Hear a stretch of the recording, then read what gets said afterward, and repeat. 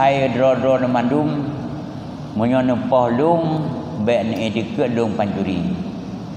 Lun bersalah dengan mama dikala lung kena jak umrah, lung jak ngedapak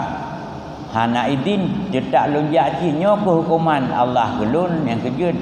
menyono poh baik ni anggap lung pancuri. Damun masa Bani Israel nasiro anu ila kaidin bak mama ini jak umrah kun mama bak kajak anu lun kadang sakit hai patih jak cid karena jak jalan kaki jamun hana kenderaan ru bahasa bawa kampung jipiuh bahasa bawa masjid ya karena kalelah jak ngedapa tiba-tiba lah kampungnya jilid pancuri. Orang jikala lewat kampung, na urang langsung masjid diduga pancuri. Jipoh ya Allah ya Rabbi. Akhirnya gekun hai dro-dro mandum menyono poh lung baik ni dekat lung pancuri. Lun bersalah dengan mama dikala lung kena jak umrah, lung jak ngedapak hana idin cetak lun jak cinyo ke hukuman Allah ke lun yang kejut menyono poh baik ni anggap lun pancuri. Kakanai boleh yang dana pegah nyamban berat. Sehingga makanya dikala dalam masa sakit urun cik katanya bina kegiatan lain hana tetemu sunat kakahanai gede hana tetemu puasa lanyan hameh kakahanai gede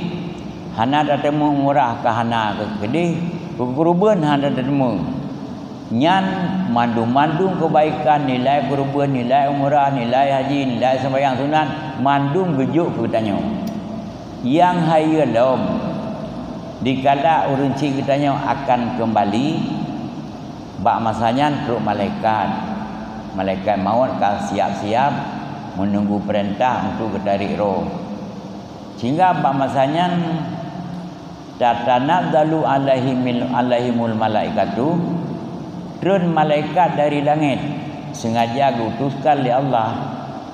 di antara tujuan turun malaikatnya gekun bak katanya kena meninggalnya Allah takhafu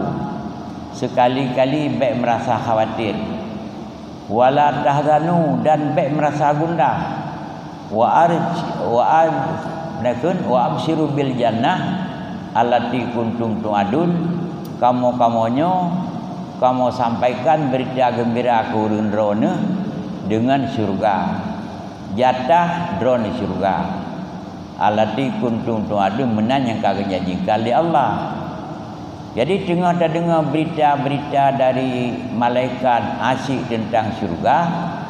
masanya gedarik roh di malaikat maut gedarik roh hana dadai ya. Karena dengan asyik dan nikmati syurga hana dadai roh keluar berhasil sakit maka gepegalih Mughazali bila datang rasa senang pasti hilang rasa sakit nyambat olehnya roh ketanyonya oleh malaikat maut diserahkan kepada